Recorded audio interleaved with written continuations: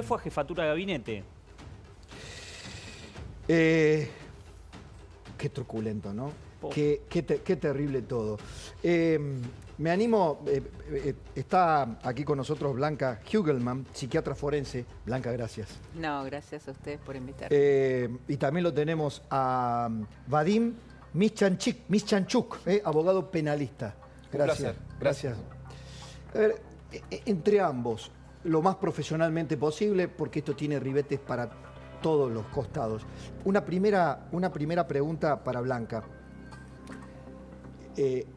La demonización o la revictimización de Fabiola Yáñez es por parte no solo de Alberto, sino de los pocos que lo defienden.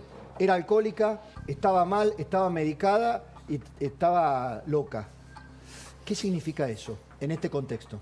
En este contexto yo te voy a hablar de las generalidades. Dale, y desde lo académico, porque si no, no sería seria, porque yo no la evalué a Fabiola, ni lo evalué a Alberto. Entonces no te puedo hablar de algo que pasó en el vínculo, ni que pasó en ella, ¿sí? Desde lo académico, por lo general, cuando quien se siente o vive o es víctima, se la demoniza. Es muy común. Sobre todo si, bueno, por lo general se da una relación víctima-victimario cuando hay una asimetría de poder, de cualquier tipo. Una asimetría. Sí, sí, sí. Por lo general hay una asimetría de poder o de intelecto, o sea, una asimetría, un vínculo asimétrico. Se vuelve tóxico y cuando la víctima o la que se vive víctima o la denunciante, porque hasta que no se comprueba no es víctima, sino que es denunciante, se le adjudica está loca, es psiquiátrica, ¿sí? Vive empastillada. Toma alcohol. Toma alcohol. Llegaron a decir en un medio de comunicación, una periodista kirchnerista, que ella no dijo que era alcohólica. Bueno, los alcohólicos no recuerdan muy bien lo que dicen o lo que pasa. Textual, Julia Mengolini, textual. Esto lo anoto yo. Digo, además, un colectivo que, porque acá se mezclan muchas cosas, que dice que a la mujer no hay que revictimizarla, justamente. Fabiola Yáñez, ¿hay alguna posibilidad que, visto el contexto, ahora le pregunto al doctor, Vadim, ¿hay alguna posibilidad de que esto haya permanecido oculto? Estamos hablando de este contexto, primera dama, en Olivos, con decenas de personas circulando por allí. Los médicos tienen un papel preponderante. Hay una unidad médica permanente, tengo entendido, en Olivos. Hay una unidad médica presidencial, pero volviendo a tu primer pregunta, ¿hay posibilidad de que esto haya quedado oculto? La verdad es que sí, que para un grupo muy chiquito, seguro que no. Para los que compartían la mesa chica, la intimidad. Pero yo estoy seguro de que esto a la unidad médica presidencial se lo ocultaron. Okay. Y que el contacto que pudo haber tenido alguno de los integrantes de ese equipo de salud, si percibió algún tipo de hematoma, como se dice en la denuncia presentada por la señora Yáñez, le pueden haber ocultado el motivo. Porque en la Argentina hay un marco jurídico que tiene que ver con la Ley de Protección Integral de la Mujer, la que todos conocemos como la Ley de Violencia de Género, que establece una serie de protocolos en relación a lo que tiene que hacer un equipo de salud o educación cuando toma conocimiento de que una persona es víctima de violencia de género. El problema es cuando no toma conocimiento, cuando le ocultan cosas. Es decir, que estoy seguro que a un grupo muy chico, a los íntimos, esto no le pudo haber pasado desapercibido. Ahora, con respecto a la unidad médica presidencial, es muy común que oculten, inclusive en las guardias de los hospitales, muchas mujeres le ocultan a los médicos que las están atendiendo en la guardia por distintos motivos, porque la violencia de género atraviesa todas las capas sociales. Y por distintos motivos, las mujeres en una primera etapa o en un momento ocultan. Y ahí, en ese caso, te tengo que decir que es muy difícil, salvo que vos veas una situación muy grave, que veas lesiones muy graves, como para que el equipo de salud empiece a sospechar. Pero si no, en lesiones tipo hematoma, muchas veces son ocultadas por la propia víctima. Doctor, y también Blanca, generalmente la violencia ocurre en lugares, la mujer es víctima en lugares cerrados, sin testigos. La violencia se da en lugares donde no hay testigos. Exactamente. Es un delito tras cortina. Obviamente, ¿sí? Es obviamente. un delito de intimidad. Pero volviendo a los casos generales y a este caso en particular, pocos casos, aparentemente, por lo que ya hemos visto y lo que hemos conocido, han tenido, digamos, elementos, porque aquí se guardaron fotos. Vamos a ver después qué determina la justicia, pero acá hay fotos, hay chats, hay pedidos de auxilio, hay mensajes que ahora están judicializados a la secretaria de Alberto Fernández. Pero discúlpame. Son pedidos, esos mensajes, ¿se pueden tomar como pedidos de auxilio de una víctima de violencia de género? Sí, pero como dice el doctor, evidentemente no pasó por el equipo médico de Presidencia. No digo, por ejemplo, a la secretaria del presidente. Por lo que acabamos de leer, me pegó. Sí. La verdad es que la tecnología llegó para quedarse y en los casos judiciales es una ayuda fundamental. En este caso tenemos que al menos una persona había sido informada. Vamos con las pruebas, ¿no? Vamos con las pruebas objetivas. Prueba. Vamos con las pruebas objetivas que se conocen, si son reales, si los mensajes provienen del celular de Yáñez y llegaron al celular de Cantero, porque ese celular fue secuestrado por la justicia, así que hay poca duda, poco margen de duda, está claro que ahí ya empezamos a ver que al menos una persona ya sabía. Blanca, estuvimos aquí a Rakauska, ¿no? Melody Rakauska, denunciante y procesado, Fernando Espinosa, intendente de La Matanza, por abuso.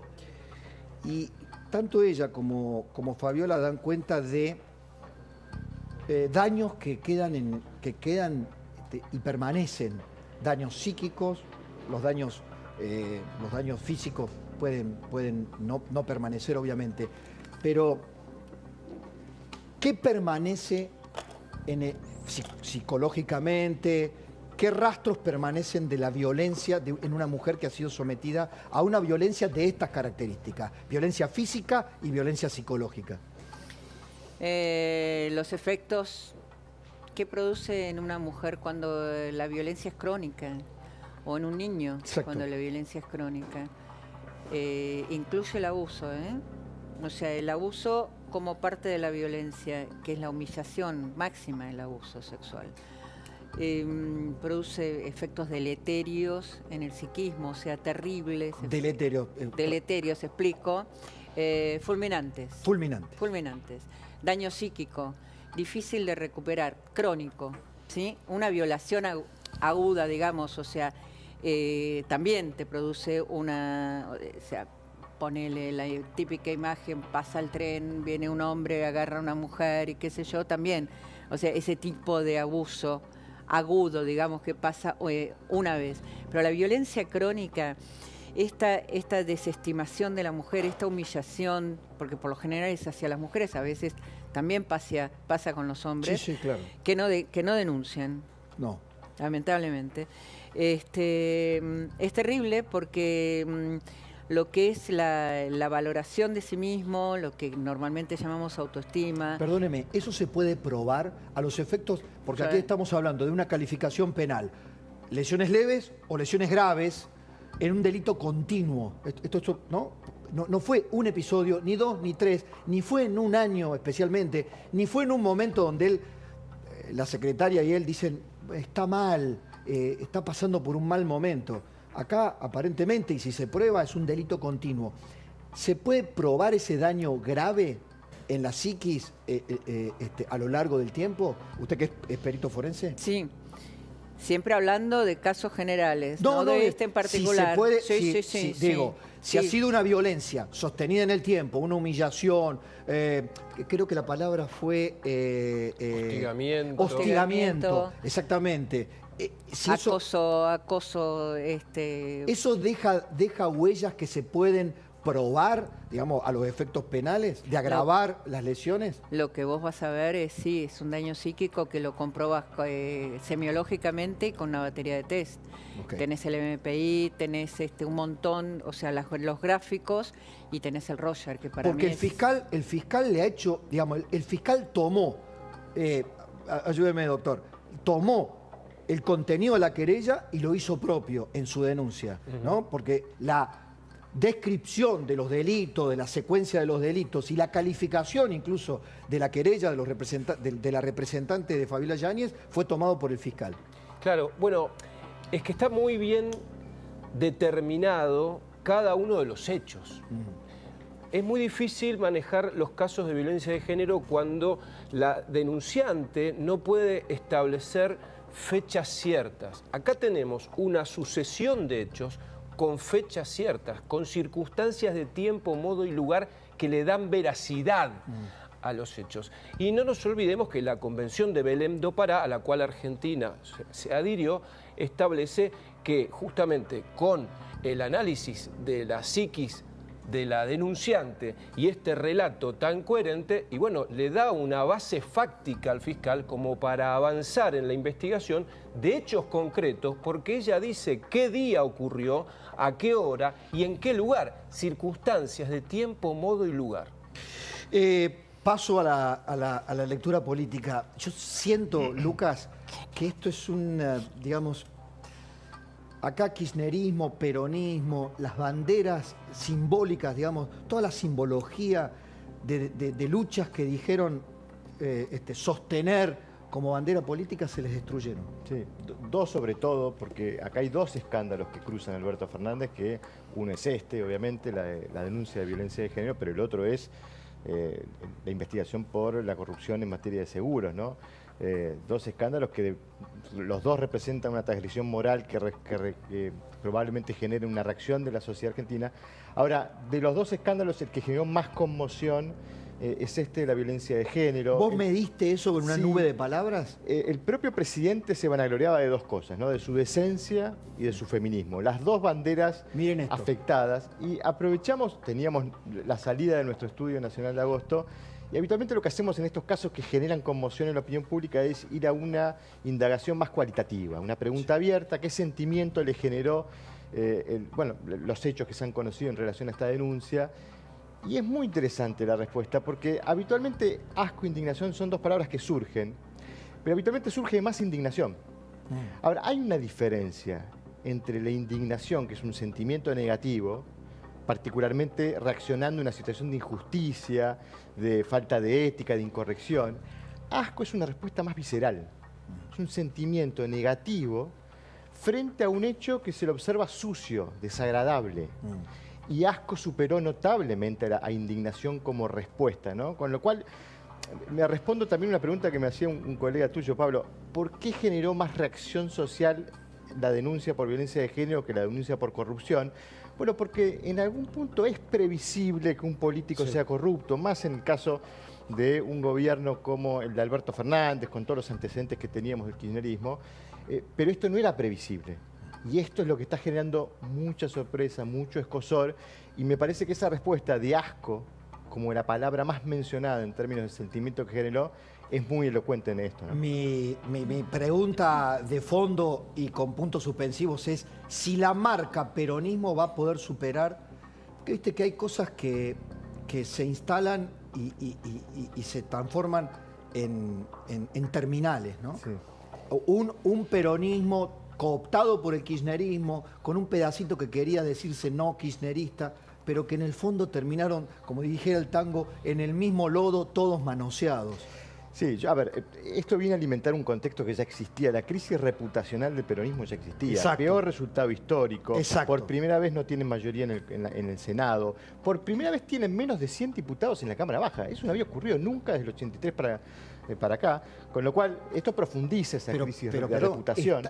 Políticamente están defendiendo o han defendido con su silencio cómplice, mientras sostenían las banderas de defensa de la mujer, del feminismo, y las usaban como mercancía política, sostuvieron al Perovich, no dicen nada de Espinosa, dicen que la Cámpora tiene un protocolo ante posibles denuncias de las compañeras, o sea, algo interno por abuso, maltrato, y tuvieron que accionar.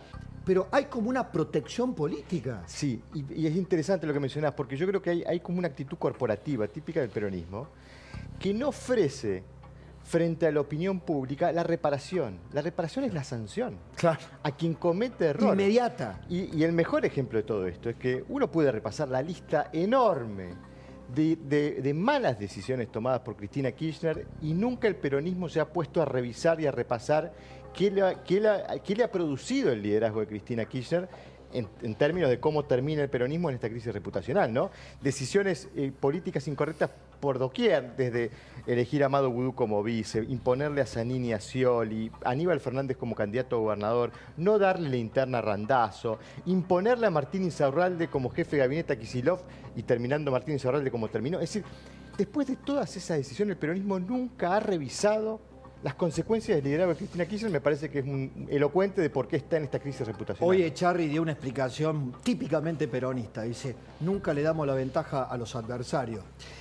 Así, brevemente, como caso penal, ¿esto puede sentar jurisprudencia? Están todos los focos en el juez Ercolini y en el fiscal. Digo, en el caso de violencia de género, de abuso, digamos, desde el punto de vista penal, doctor.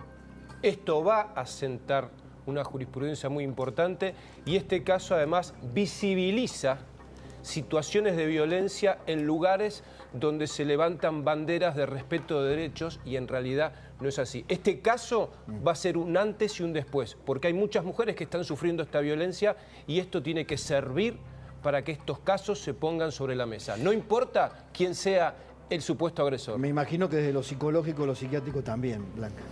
Sí, un caso como este sería un caso bisagra, pero insisto, hay que periciar a las dos partes. Por supuesto. Para poder, como se dice en el Poder Judicial, iluminar. Bien. ¿Sí? Bien.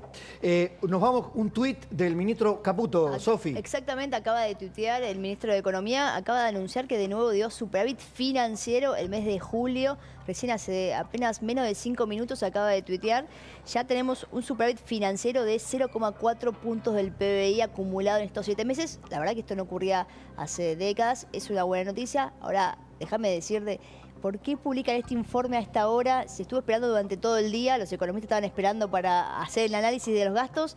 Bueno, a las 9 menos 10 de la noche el gobierno publica, que igual es una buena noticia obviamente, así que ya analizaremos dónde fue el recorte del gasto y en qué aumentaron los ingresos. Pero bueno, esto es el ancla, la base de todo el programa económico del gobierno y lo está cumpliendo. Muchas gracias a todos, se me acabó el tiempo, ya viene Luis Majul, vamos a seguir a profundizar